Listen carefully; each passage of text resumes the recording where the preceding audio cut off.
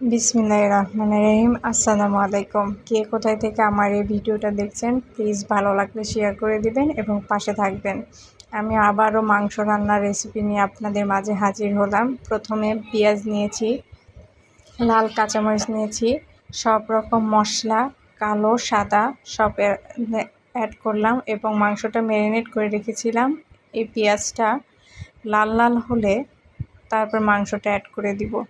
এই যে আমার লাল লাল হয়ে গেছে, মাংসগুলো দিয়ে দিচ্ছি।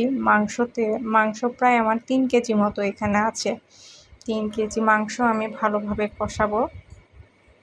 খুব বেশি মাংস হলে খুব বেশি পানি দেওয়ার প্রয়োজন হয় না, আর যদি টাটকা মাংস হয় তো একদমই না, অল্প একটু পানি দিলেই হবে। আর টাটকা মাংস থেকে অলরেডি পানি বের হয়।